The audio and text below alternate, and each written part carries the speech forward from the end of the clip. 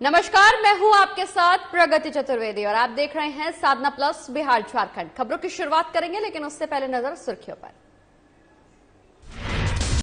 लातेहार में youth Congress committee के गठन की तैयारियां हुई शुरू। जिला अध्यक्ष के पद पर हिमांशु गुप्ता ने करवाया अपना नामांकन। हिमांशु लगातार चला रहे जनसंपर्क अभियान।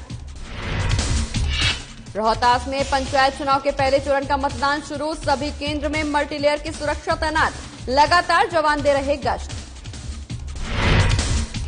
गुमला में मनरेगा कार्यों में लापरवाही की आई शिकायत। ग्रामीणों ने बीडीओ को सौंपा लिखित आवेदन। बीडीओ ने बीपीओ और जेई को कार्रवाई करने के लिए दिया निर्देश। देवघर में आखिरकार पीड़िता को मिला न्याय। एसडीएम दिनेश यादव ने की थी कार्रवाई। पीड़िता ने प्रशासन का जताया आभार।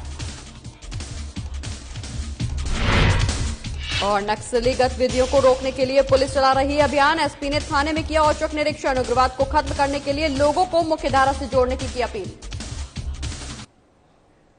चलिए खबरों की शुरुआत करेंगे, जहां बिहार के डिप्टी सीएम तारकिशोर प्रसाद के परिजनों को सरकारी नल जल योजना का 58 करोड़ का ठेका दिए जाने का मामला सामने आने के बाद तेजस्वी यादव ने बुधवार को उन पर तीखा हमला बोला था। बता दें कि तेजस्वी यादव ने कहा था कि वो भ्रष्टाचार के इस खेल के और तथ्यों को सबके सामने रखेंगे और डिप्टी सीएम तारकिशोर प्रसाद को बेनकाब करेंगे। इसी को लेकर नेता प्रतिपक्ष तेजस्वी यादव ने प्रेस को संबोधित भी किया। बता दें कि प्रेस को संबोधित करते हुए तेजस्वी यादव ने कहा कि इस घोटाले का पर्दाफाश रामप्रकाश महतो ने किया था। आगे उन्होंने ये भी जानकारी दी कि लोगों के घरों तक जल तो नहीं पहुंचा, लेकिन कुछ नेताओं के बैंक खातों में धन जरूर पहुंच गया। वहीं तेजस्वी यादव ने इस दौरान ये सवाल भी उठाया कि इस मामले पर अभी तक कोई कार्रवाई आखिर क्यों नहीं हुई। मुख्यमंत्री नीतीश कुमार से उन्होंने सवाल भी किया कि 50 पंचायतों का नाम वो बता दें जहां ये नल जल योजना ठीक तरह से काम कर रही है।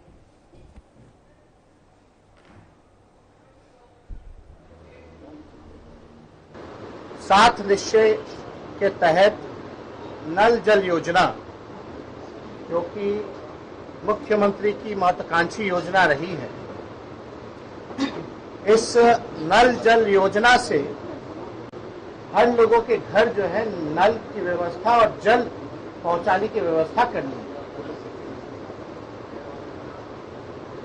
कल अखबार में भी इस योजना को लेकर के सच्चाई आई है।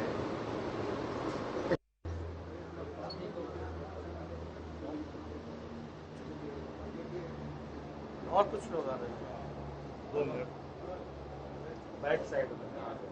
एक बार फिर से प्रेस को संबोधित किया है, जहां उन्होंने नल जल योजना को लेकर तमाम सवाल खड़े किए हैं। इस दौरान उनका यह भी कहना है कि इस मामले में अभी तक आखिरकार कोई कार्रवाई क्यों नहीं हुई है। वहीं मुख्यमंत्री पर तेजस्वी यादव ने हमला बोलते हुए कहा और सवाल किया कि 50 पंचायतों का नाम मुख्यमंत्री बता दें जहां ये योजना ठीक तरह से काम कर रही हो। बता दें कि तारकिशोर प्रसाद के परिजनों को सरकारी नल जल योजना का 58 करोड़ का ठेका दिए जाने का मामला सामने आया था, जिसके बाद अब लगातार तेजस्वी यादव हमलावर होते हुए नजर आ रहे हैं। इसी कड़ी में उन्होंने प्रेस को संबोधित किया, जहां उन्होंने कहा कि इस घोटाले का पर्दाफाश रामप्रकाश महतो ने किया था।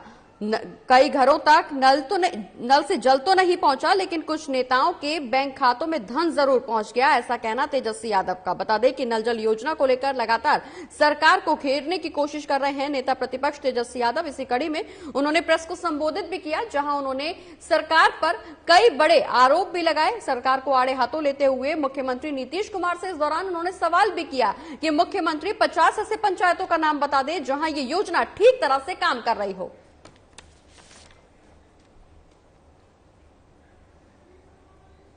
चलिए बढ़ते आगे, रुक करेंगे इस वक्त की बड़ी खबर का, जहां झारखंड के मुख्यमंत्री हेमंत सोरेन आज दिल्ली के लिए रवाना होंगे। इस वक्त की बड़ी खबर, जहां मुख्यमंत्री हेमंत सोरेन आज देश की राजधानी दिल्ली के लिए रवाना होंगे। गृह मंत्री अमित शाह से मुलाकात करेंगे मुख्यमंत्री। जाति जनगणना को लेकर सीएम के नेतृत्व में सभी दलों के प्रतिनिधि गृह मंत्री से मुलाकात करेंगे। इस वक्त की बड़ी खबर हम आपको बता रहे हैं, जहां मुख्यमंत्री के साथ राजेश ठाकुर, सत्यानंद भोक्ता, सुदेश महतो, सरयू राय भी मौजूद रहेंगे। माले विधायक विनोद सिंह, एनसीपी से कमलेश सिंह भी सीएम के साथ इस दौरान मौजूद रहेंगे। गृह मंत्री से तमाम लोग मुलाकात करने पहुंच रहे हैं। सभी दलों के प्रतिनिधि भी इस दौरान सीएम के साथ गृह मंत्री से मुलाकात करेंगे। और इसी खबर पर ज्यादा जानकारी के लिए हमारे वरिष्ठ संवाददाता नवीन शर्मा हमारे साथ लाइव जुड़ गए। नवीन, मुख्यमंत्री का दिल्ली दौरा है आज, इस दौरान सभी दलों के जनप्रतिनिधि गृह मंत्री अमित शाह से मुलाकात करेंगे। किन मुद्दों को लेकर इस दौरान चर्चा हो सकती है गृह मंत्री से?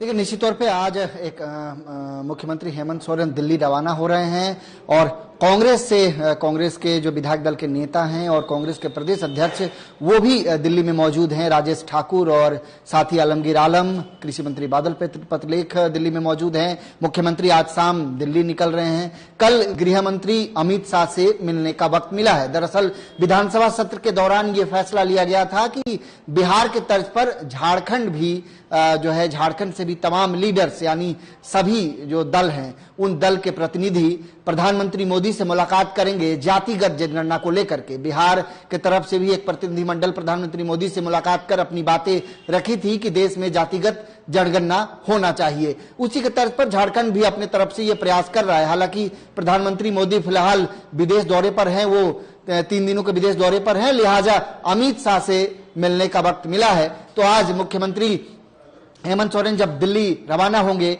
तो कल मुख्यमंत्री हेमंत सोरेन के नेतृत्व में कांग्रेस से प्रदेश अध्यक्ष राजेश ठाकुर, विधायक दल के नेता आलमगीर आलम, उसके अलावा राजद से सत्यानंद भोक्ता, आजसू से सुदेश महतो, निर्दलीय विधायक सरयू राय, माले विधायक विनोद सिंह और इसके अलावा एनसीपी से कमलेश सिंह, ये तमाम जो दल हैं सभी दल के प्रतिनिधि जिनका मैंने जिक्र किया, ये तमाम प्रतिनिधि मुख्यमंत्री हेमंत सोरेन के नेतृत्व में गृह मंत्री अमित शाह से मुलाकात करेंगे और जातिगत जनगणना। इस दौरान सभी दलों के जनप्रतिनिधि गृह मंत्री से मुलाकात करेंगे। मुख्यमंत्री के नेतृत्व में ये मुलाकात होगी। इससे पहले की अगर हम बात करें तो प्रदेश अध्यक्ष बनने के बाद पहली बार पहुंचे हैं राजेश ठाकुर दिल्ली, और जहां उन्होंने आरपीएन सिंह से मुलाकात भी की है। तमाम बातचीतों को लेकर, तमाम मुद्दों को लेकर उन्होंने समीक्षा रिपोर्ट भी आरपीएन सिंह को सौंपी है। क्या इस दौरान इस मुलाकात में आरपीएन सिंह भी शामिल होंगे? क्या उन समीक्षा रिपोर्ट के आधार पर भी कुछ बातचीत हो सकती है? क्या उसके आधार पर भी राज्य के हित को देखते हुए कुछ चर्चा गृह मंत्री से हो सकती है? देखिए, निश्चित तौर पे चूंकि प्रदेश प्रभारी हैं आरपीएन सिंह, तो संभवतः आरपीएन सिंह भी इस बैठक में, इस मुलाकात के दौरान मुख्यमंत्री हेमंत सोरेन के साथ मौजूद रहे। हालांकि अभी ऑफिशियली इसका कोई अनाउंस नहीं है कि आरपीएन सिंह मौजूद रहेंगे, लेकिन जहां तक गृह मंत्री से मुलाकात की बात है तो संभवतः आरपीएन सिंह भी इस मुलाकात के दौरान शामिल हो सकते हैं, क्योंकि ओबीसी आरक्षण के मसले पर कांग्रेस भी एकमत थी और अभी प्रदेश में कांग्रेस ने ओबीसी आरक्षण को लेकर के आवाज भी उठाई थी। उन्होंने अपने मैनिफेस्टो में भी 27% ओबीसी आरक्षण का जो है पक्ष रखा था, और कहीं ना कहीं ये जातिगत जनगणना जो है वो ओबीसी आरक्षण की जो बात हो रही है उसको और ज्यादा मजबूत करने का काम करेगी, क्योंकि ओबीसी जैसे ही जातिगत जनगणना होगा तो उसमें ये चीजें स्पष्ट हो पाएगी कि ओबीसी की आबादी कितनी है, जो जाति आधार पर जो है वो कितनी ज्यादा जनसंख्या हमारे राज्य में है। तो इस आधार पे ये बात बहुत ज्यादा मजबूती से रखी जा सकती है। तो ये कांग्रेस के मैनिफेस्टो का एक हिस्सा है। ये बात काफी मजबूती से रखने की तैयारी भी की जा रही है, चूंकि सभी दलों के जनप्रतिनिधि भी इस दौरान दिल्ली पहुंच रहे हैं। सीएम के नेतृत्व में गृह मंत्री से मुलाकात करने की योजना बनाई जा रही है। तमाम दलों के जनप्रतिनिधि इस दौरान मुलाकात में शामिल होंगे। लेकिन जाति जनगणना का जो मुद्दा है ये अब काफी तेजी से बढ़ता हुआ नजर आ रहा है। इस मामले में भी सभी लोगों की राय सामने आ रही है। जहां अगर हम कांग्रेस की बात करें तो कांग्रेस भी जाति जनगणना कराने के पक्ष में है। आरजेडी और जेएमएम भी इस दौरान पक्ष में ही नजर आ रहे हैं। बीजेपी की क्या कुछ राय है? देखिए, बीजेपी की तरफ से औपचारिक अभी किसी तरह की घोषणा नहीं हुई है कि इस सर्वदलीय मुलाकात के दौरान बीजेपी के कोई नेता या लीडर मौजूद रहेंगे, और अभी तक किसी तरह की कोई औपचारिक खबर नहीं है कि बीजेपी से भी कोई इस प्रतिनिधि मंडल में शामिल हो रहा है। तो निश्चित तौर पे ये देखने वाली बात होगी कि कल जब झारखंड से विधानसभा का एक प्रतिनिधि मंडल जब गृह मंत्री अमित शाह से मुलाकात करेगा तो उस दरमियान बीजेपी से कोई नेता, बीजेपी से कोई लीडर या फिर विधानसभा का कोई सदस्य इस दरमियान वहां मौजूद होता है कि नहीं, ये बड़ा सवाल है। इसमें ये चीजें स्पष्ट हो पाएगी कि बीजेपी की तरफ से इस दौरान कोई नेता या जनप्रतिनिधि इस मुलाकात में शामिल होने पहुंचता है या नहीं। लेकिन अगर हम राज्य की स्थिति की बात करें तो राज्य में हेमंत सरकार का विरोध करती हुई नजर आती है बीजेपी हर मुद्दे पर। ऐसे में क्या बीजेपी एक बार फिर से विपक्ष की भूमिका निभाती हुई नजर आएगी गृह मंत्री के सामने भी, या इस दौरान राज्य सरकार को बीजेपी का समर्थन मिल सकता है? देखिए, जहां तक जातिगत जनगणना की बात करें तो जातिगत जनगणना को लेकर के कोई भी राज्य अपने तरफ से जाकर के और केंद्र के जो नेता हैं, प्रधानमंत्री मोदी या फिर गृह मंत्री से निश्चित तौर पे मुलाकात कर सकता है। इसके पहले भी कई राज्यों ने अपने अपने तरफ से जो है केंद्र सरकार को एक प्रस्ताव भेजा है कि जातिगत जनगणना देश में कराई जाए। सवाल ये उठता है कि इन तमाम प्रस्तावों के बाद डिपेंड करता है कि केंद्र सरकार क्या इसके पक्ष में है, केंद्र सरकार क्या जातिगत जनगणना कराने को पक्ष में है, ये बड़ा अहम हो जाता है। जहां तक बीजेपी की बात करें तो अभी तक बीजेपी की तरफ से मुखर होकर के कोई भी जातिगत जनगणना के पक्ष में नहीं दिखा है। हालांकि पूर्व में जरूर बीजेपी इस तरह की बातों को उठाती रही है। आज बीजेपी निश्चित तौर पे केंद्र में है, उनकी सरकार है, और जब राज्यों से ये प्रस्ताव भेजा जा रहा है कि जातिगत जनगणना कराई जाए, इस दौरान बड़ा सवाल ये भी निकल करके सामने आ रहा है, क्योंकि बीजेपी की सरकार केंद्र में है। ऐसे में अगर राज्य में बीजेपी, केंद्र सरकार की अगर हम बात करें तो केंद्र में बीजेपी की सरकार है, लेकिन राज्य में जेएमएम की सरकार है। जब राज्य में बीजेपी केंद्र सरकार को, राज्य सरकार को सपोर्ट नहीं कर रही है, तो क्या केंद्र सरकार से सपोर्ट मिलने की उम्मीद है? देखिए, निश्चित तौर पे चूंकि ये सियासत है और सियासत में इस तरह का अंतर्विरोध जरूर देखने को मिलता है। जहां तक जातिगत जनगणना की बात करें तो निश्चित तौर पे केंद्र सरकार इस मसले पर जब राज्य प्रस्ताव भेज रहे हैं तो केंद्र सरकार इस पर विचार कर सकती है। हालांकि बहुत ज्यादा कोई पॉजिटिव कदम दिखता नहीं है फिलहाल, क्योंकि बिहार में बीजेपी की सरकार है, बीजेपी की गठबंधन वाली एनडीए की सरकार है, और वहां से बिहार विधानसभा से एक प्रतिनिधिमंडल दिल्ली जाकर के प्रधानमंत्री मोदी से मुलाकात किया था। इस दरमियान नेता प्रतिपक्ष तेजस्वी यादव भी उनके साथ मौजूद थे। मुख्यमंत्री नीतीश कुमार के नेतृत्व में यह मुलाकात हुई थी। एनडीए की ही सरकार है वहां पर, जब ये कहा गया था कि जातिगत जनगणना कराई जाए, तर्क भी रखे गए थे। तो कहीं ना कहीं झारखंड से भी निश्चित तौर पे बीजेपी विपक्ष में जरूर है, लेकिन अगर वो इस बात से, बीजेपी के कई नेता ओबीसी आरक्षण को लेकर के और जातिगत जनगणना को लेकर के इसके पक्ष में दिखते हैं, हालांकि मुखर होकर सार्वजनिक मंचों से इस बात को नहीं कहते हो, क्योंकि वो सरकार में है। केंद्र सरकार इस पर क्या विचार करती है, बीजेपी की केंद्र में सरकार है, बीजेपी इस मसले पर उसका क्या स्टैंड है, बीजेपी का जो स्टैंड रहेगा निश्चित तौर पर राज्य में जो बीजेपी, बिल्कुल नवीन, बीजेपी का क्या कुछ स्टैंड है, हालांकि ये तो बाद में पता चलेगा, लेकिन इस दौरान सभी दलों के जनप्रतिनिधि वहां पहुंच रहे हैं, गृह मंत्री से मुलाकात करेंगे और पूरी निष्ठा के साथ अपनी बातें उनके सामने रखेंगे। अब देखना यह होगा कि केंद्र सरकार की तरफ से, गृह मंत्री की तरफ से राज्य के मुख्यमंत्री को और सभी जनप्रतिनिधियों को क्या कुछ आश्वासन मिलता है, और जाति जनगणना कराने को लेकर केंद्र सरकार राज्य सरकार का कितना सहयोग करती है, ये बड़ा सवाल है और देखने वाली बात भी यही होगी। बहुत बहुत शुक्रिया नवीन, ये तमाम जानकारी हमारी जनता तक पहुंचाने के लिए। बढ़ते आगे और रुक करेंगे एक बार फिर से खबरों का। बात अब मधुबनी की करेंगे, जहां हर प्रखंड में किसानों के हितों के लिए बीज वितरण करने का काम किया जा रहा था। आपको बता दें कि इसमें लापरवाही भी बरती जा रही है। इस बारे में मुख्यमंत्री नीतीश कुमार से शिकायत भी की गई, जिसमें यह बताया गया कि बासोपट्टी में जो किसानों के लिए बीज वितरण किया गया था उसमें धांधली की गई है। बता दें कि ये शिकायत राम सागर नामक व्यक्ति ने सीधे मुख्यमंत्री से लिखित पत्राचार कर की है। इस दौरान उन्होंने इस मामले में जांच की मांग भी की है।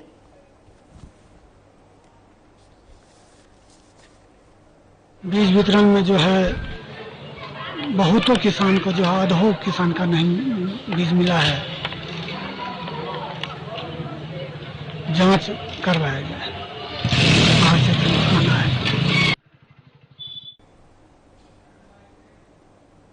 और जनजातीय मामलों में केंद्रीय मंत्री अर्जुन मुंडा और तोरपा विधायक कोच मुंडा आज कर्रा प्रखंड के बिनगांव पहुंचे हैं। इस दौरान बिनगांव के सरस्वती शिशु विद्या मंदिर परिसर में पौधारोपण किया, साथ ही सरस्वती शिशु मंदिर विद्या के नवनिर्मित विद्यालय भवन और कंप्यूटर कक्ष का उद्घाटन भी किया। इस दौरान विद्यालय के छात्र और छात्राओं ने गीत, संगीत और नृत्य के माध्यम से मुख्य अतिथि का स्वागत किया। बतौर मुख्य अतिथि सभा को संबोधित करते हुए केंद्रीय मंत्री ने कहा कि ये जो मनुष्य के विकास का आयाम है, ये हमारा सबसे बड़ा जीवन का आयाम है। कार्यक्रम में सांसद के जिला प्रतिनिधि मनोज कुमार सहित विद्या मंदिर के विद्यार्थी भी मौजूद नजर आए। मानव विकास और मानव व्यक्तित्व विकास, ये जो मनुष्य जीवन का आयाम है, ये हमारा सबसे बड़ा जीवन का आधार है। आज ज्ञान के माध्यम से दुनिया बदल रही है। हम जितने भी आधुनिक उपकरणों का प्रयोग कर रहे हैं, वो ज्ञान के माध्यम से बनाई गई वस्तु। उन आधुनिक उपकरण को बनाने वाले, ज्ञान विज्ञान में काम करने वाले लोगों ने बना करके हमें दिया है। तो हमारा भी यह दायित्व बनता है कि हम भी ज्ञान को प्राप्त करके अपनी भूमिका अपने क्षेत्र और अपने देश के लिए कैसे करना।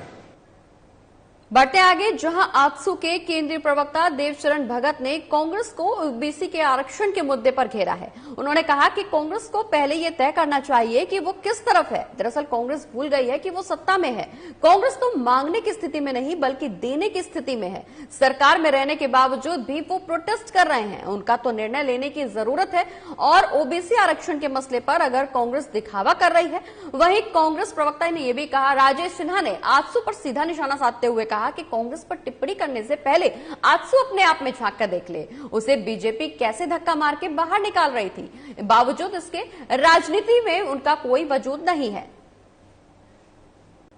इधर बैठा देने वाला आदमी मांगने लगे तो आदमी क्या कहेगा? आप निर्णय लेने के तरफ है, आप मांगने के तरफ नहीं है। आपको राजभवन के समक्ष जहां आप धरना दिए वहां पर जाकर के घोषणा करना था कि कैबिनेट में फलाना तारीख को निर्णय लिया जा रहा। अगर आप मांग रहे हैं, इससे ऐसा लगता है कि देने वाला आखिर है कौन? वहां तो गठबंधन की सरकार है। जैसे असेंबल करके अगर कोई गाड़ी बना दी जाती है, बना दिया भाई सरकार, लेकिन उसमें सुजुकी का, बजाज का और अलग अलग टायर ट्यूब लगा है, इंजन लगा है, तो आवाज तो ऐसा करेगा। इनको कहीं ना कहीं घिसकता हुआ नजर आता है, तो भूल जाते हैं कि हम इधर हैं कि उधर हैं। उनको तय कर। मुझे लगता है कि आजसू को जिस प्रकार भारतीय जनता पार्टी ने धक्का दे करके निकाला था रघुवर दास जी ने, तो उस धक्के का असर अभी भी आजसू पार्टी के सुप्रीमो के मन मस्तिष्क पे छपा हुआ है। कांग्रेस के ऊपर आरोप लगाने के पहले आजसू को स्वयं समझना चाहिए कि इस राज्य का बने 17 साल हुआ। सत्ता और संगठन दोनों अलग होता है। जहां संगठन से सत्ता बनती है, वहीं सत्ता से संगठन मजबूत होता है। हम अपने मैनिफेस्टो में यह डाले थे कि जब हमारी सत्ता आएगी तो हम ओबीसी को आरक्षण देने के पक्ष में रहेंगे। तो संगठन अपना काम कर रही है।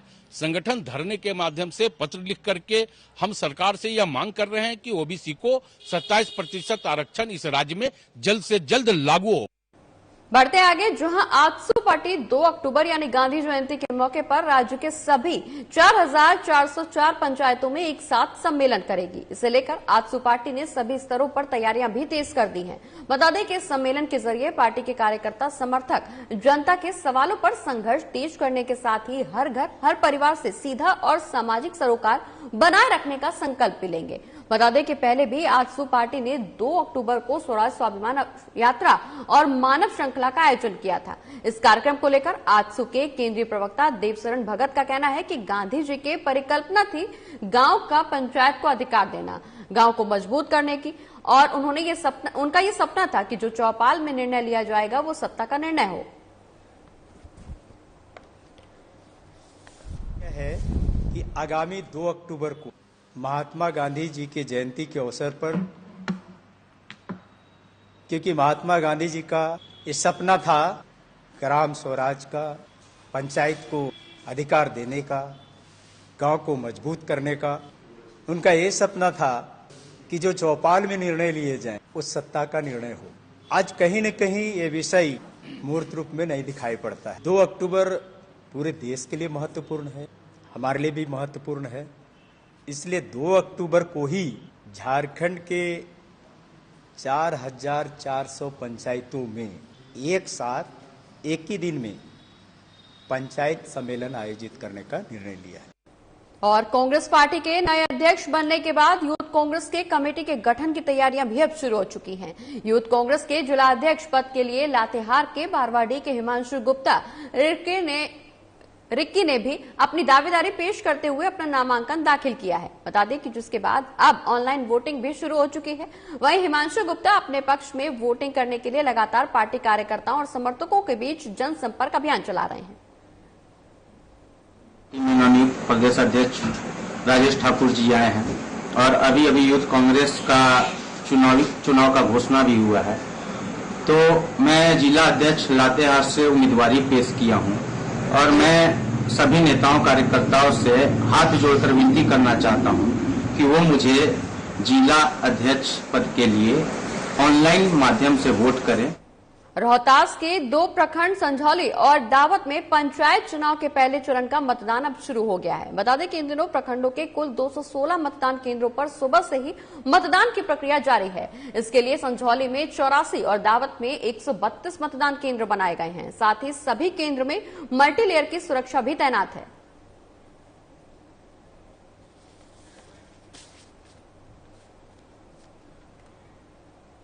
वहीं दूसरी ओर राज्य में मनरेगा योजना के तहत सरकार विकास कराने की बात करती है। बता दें कि मनरेगा योजनाओं के तहत कई लापरवाही के मामले भी सामने आ रहे हैं। कुछ ऐसा ही मामला गुमला के घाघरा प्रखंड से सामने आया, जहां रुकी गांव में दर्जनों ग्रामीणों ने मनरेगा कार्यों में लापरवाही की शिकायत को लेकर घाघरा बीडीओ में मौके नहीं बुलाया ना।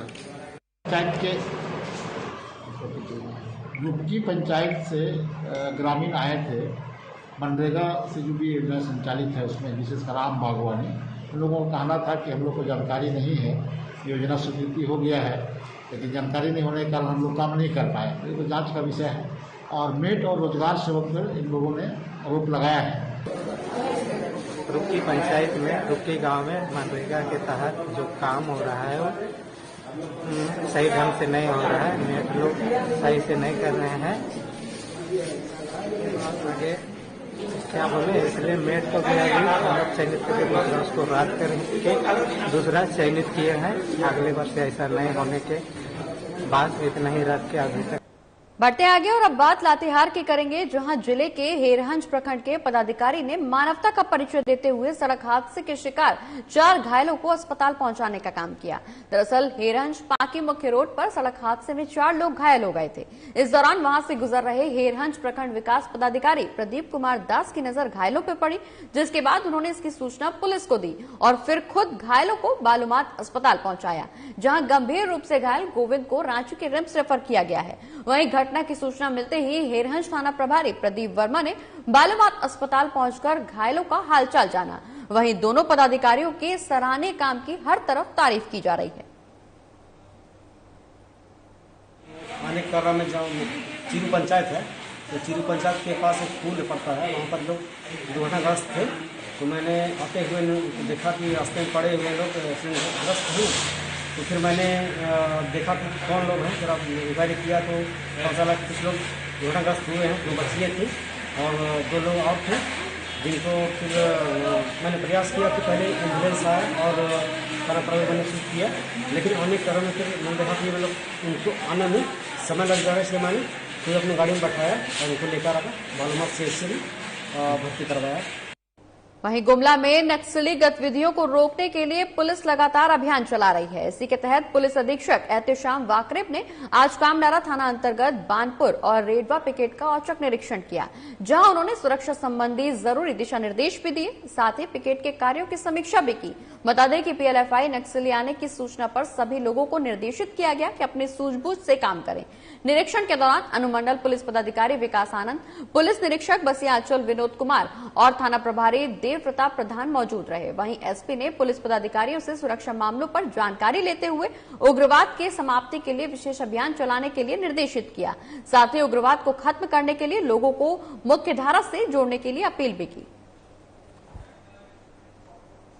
बता दें कि पति की मौत के बाद ससुराल वालों ने बमपास टाउन स्थित घर से पीड़िता और उसके 5 साल के बच्चे को बाहर निकाल दिया था। थक हार कर पीड़िता ने एसडीएम दिनेश यादव से न्याय की गुहार लगाई थी, जिसके बाद एसडीएम ने तुरंत 6 लोग घायल हो गए। वहीं इस मामले में जख्मी अनिल कुमार ने बताया कि दोनों के नाश्ता दुकानों में एक दूसरे के साथ लगे हुए हैं। ग्राहकों का इशारा कर अपनी दुकान में बुलाने को लेकर विवाद हुआ, जिसमें मारपीट भी हुई। वहीं घटना की सूचना पर थाने की पुलिस बख्तियार पुलिस पीएचसी पहुंचकर दोनों घायल पक्षों से मामले की जानकारी हासिल कर छानबीन में जुटी हुई है।